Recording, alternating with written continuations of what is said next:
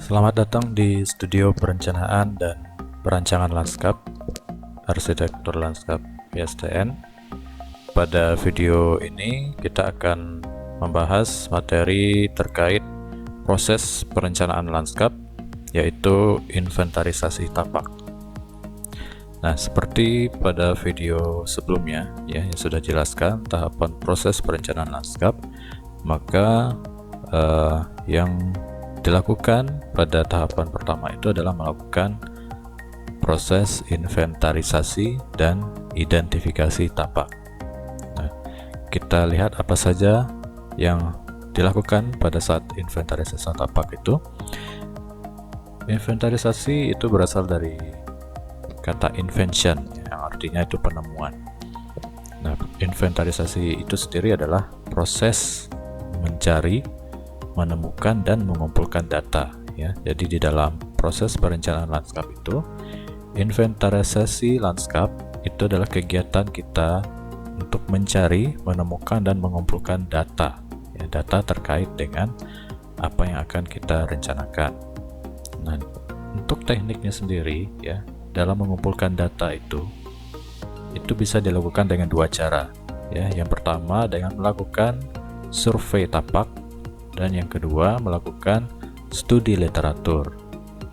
Kedua ini umumnya digunakan ataupun dilakukan dalam mengumpulkan data.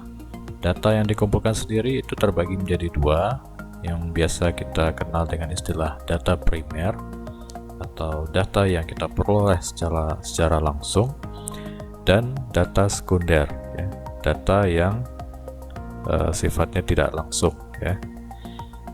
Kemudian orang yang melakukan kegiatan survei itu sendiri biasa disebut dengan surveyor ya. Jadi surveyor ini merupakan sebuah profesi tersendiri saat ini ya, yang kegiatannya melakukan survei, mengambil data di lapangan.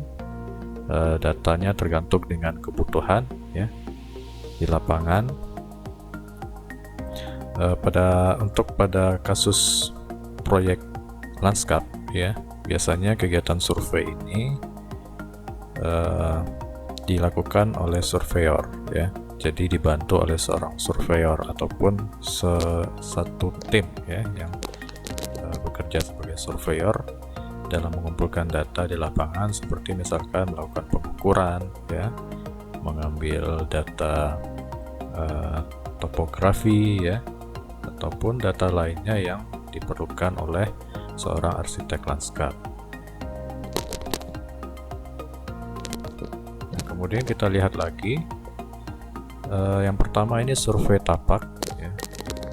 Survei tapak ini bisa kegiatannya berupa pengukuran ya di lapangan, bisa juga melakukan pengamatan, melakukan wawancara, dan juga penghayatan tapak atau feel of the land. Ini biasanya dilakukan oleh seorang arsitek lanskap dalam sebuah project ya.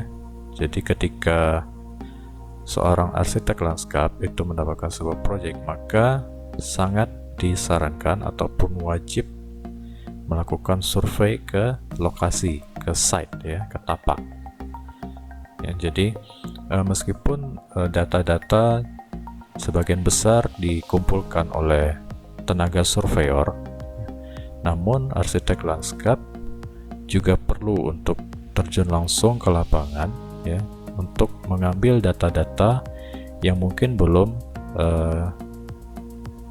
terkumpul ya. Jadi bisa melengkapinya sendiri di lapangan, baik misalkan melakukan pengamatan secara langsung, mengamati kondisi existing di lapangan, kemudian mungkin juga melakukan wawancara ya kepada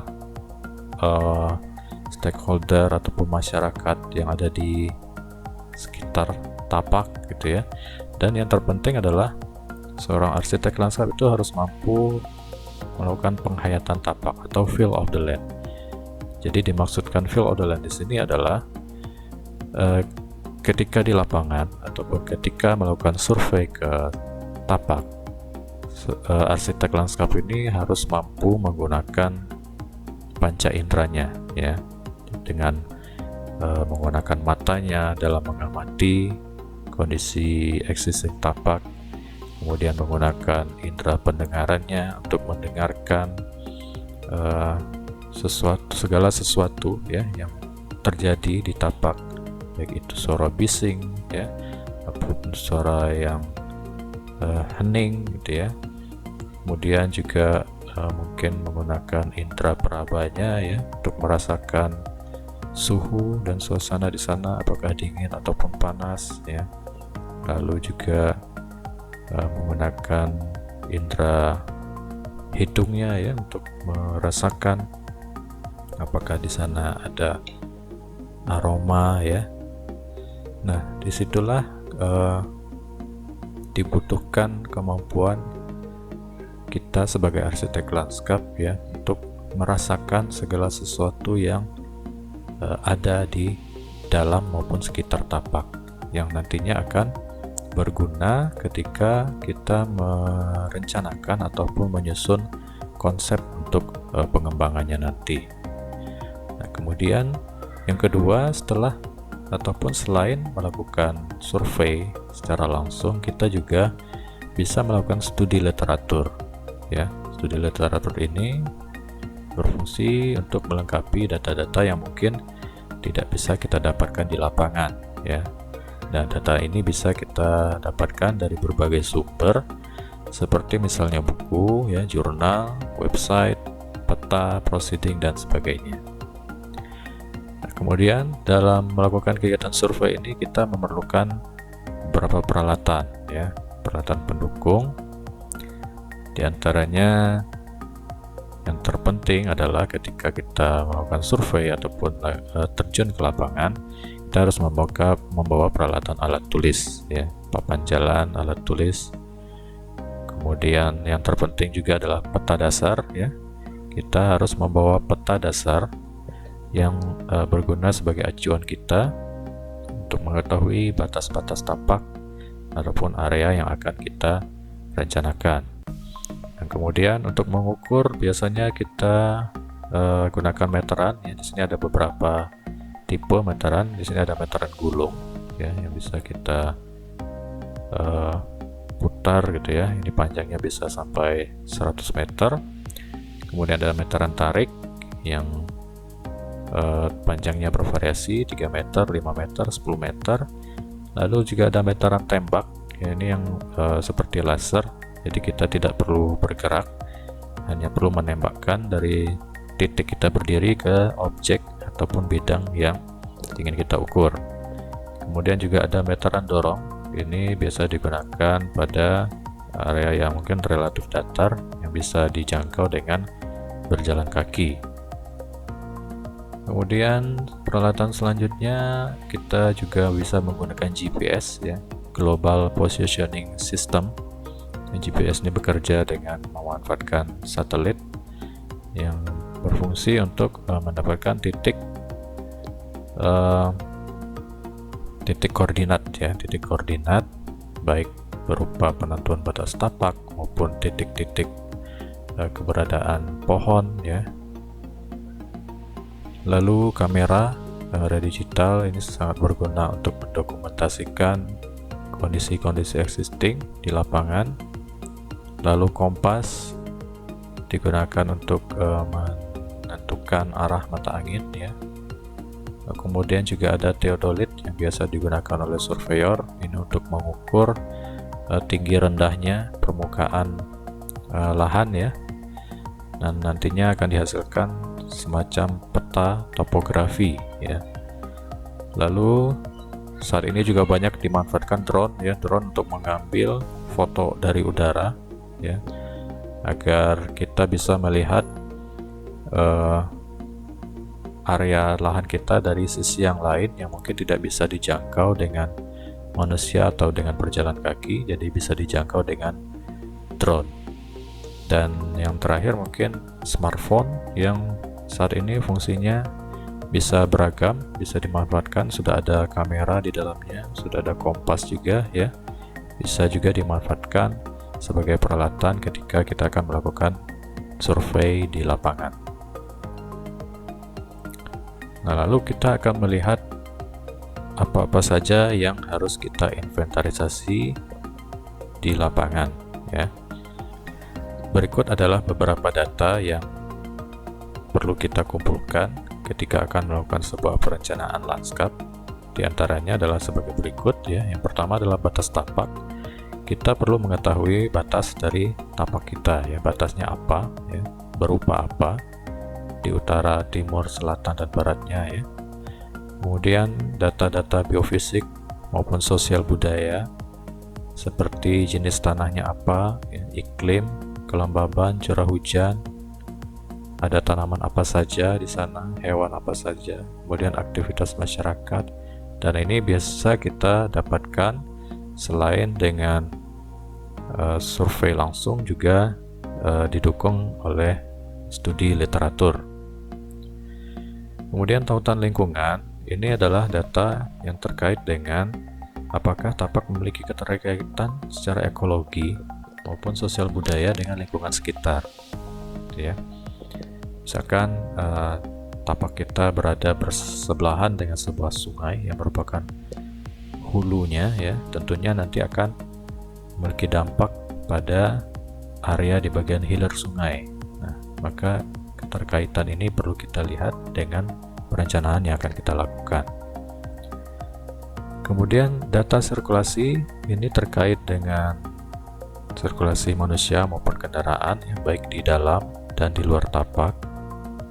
Kita lihat sirkulasinya seperti apa jika ada. Kemudian drainasenya seperti apa, apakah ada aliran drainase di dalam tapak maupun di sekitar tapak ya. Itu perlu kita lihat. Kemudian juga data topografi. Nah, ini data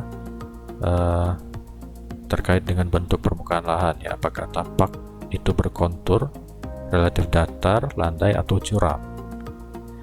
Kemudian land use ataupun land cover ya, tapak digunakan atau berfungsi sebagai apa saat ini, di sekitarnya penggunaan lahannya seperti apa. Kemudian data visual terkait dengan view atau pemandangan, apakah ada bad view ataupun good view ya, di dalam maupun di luar tapak. Nah, ini juga perlu kita perhatikan aspek dari visualnya. Dan terakhir adalah data peraturan kebijakan yang mungkin terkait dengan perencanaan yang akan kita lakukan. Peraturan, baik peraturan daerah, lokal, maupun peraturan yang sifatnya nasional. Nah, kemudian apa itu identifikasi? Ya, jadi identifikasi di sini menurut KBBI yaitu adalah menentukan atau menetapkan identitas pada seseorang, benda, dan sebagainya.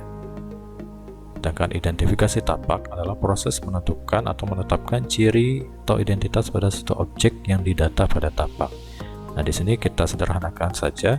Jadi identifikasi tapak ini adalah penjelasan rinci dari hasil inventarisasi. Ya, jadi inventarisasi dan identifikasi ini adalah satu proses yang sejalan gitu ya.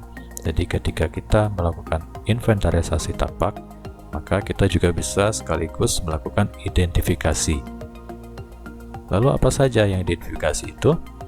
Nah, di sini identifikasi ini dapat menjelaskan ukuran, bentuk atau pola, jenis atau tipe, material atau bahan, dan juga kondisi.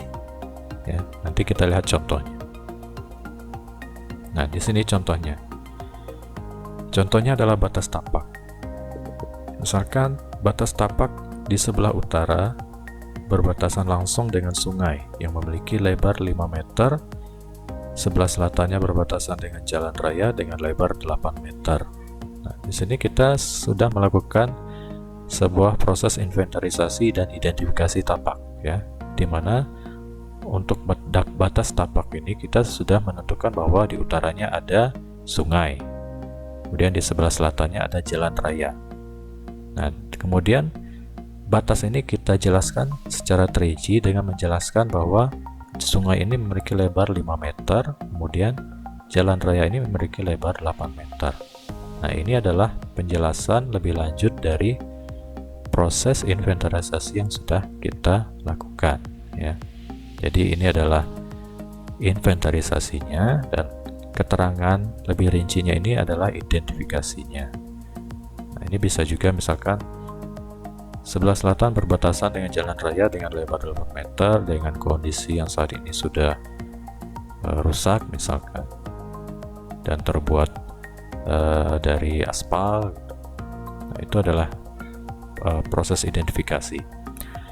Kemudian contoh untuk sirkulasi, misalnya di dalam tapak terdapat jalur pejalan kaki dengan lebar 1,2 meter terbuat dari konblok dan kondisi saat ini sudah rusak. Nah, ini adalah identifikasinya ya. Kemudian contoh untuk visual. Visual arah timur terdapat good view ya, atau pemandangan yang indah atau menarik berupa pemandangan perbukitan. Sedangkan di dalam terdapat bad view. Nah, ini adalah proses inventarisasinya bahwa di sana terdapat good view. Lalu ini adalah identifikasinya, penjelasannya bahwa good view-nya itu adalah pemandangan perbukitan. Kemudian untuk drainase, misalkan dalam tapak berupa drainase tertutup, air mengalir mengarah ke utara, berukuran lebar 60 cm dan kedalaman 50 cm. Kondisi saat ini masih baik. Nah, ini juga contoh inventarisasi dan juga dijelaskan dengan identifikasi kita. Dan kemudian contoh untuk vegetasi, misalkan terdapat pohon melinjo berjumlah 5 pohon di sisi barat dengan tinggi 6 meter dan kondisi masih tumbuh dengan baik. Kita melakukan inventarisasi bahwa di dalam tapak terdapat pohon melinjo. Nah, itu adalah inventarisasinya. Lalu identifikasinya adalah pohon melinjo itu berjumlah 5. Letaknya ada di barat, kemudian tingginya ada 6, dan kondisinya saat ini masih tumbuh dengan baik. Lalu untuk topografi, pada area pinggir tapak berbatasan dengan sungai memiliki kontur yang agak curam dengan kedalaman atau ketinggian kurang lebih 3 meter. Nah, ini adalah contoh pernyataan mengenai data topografi.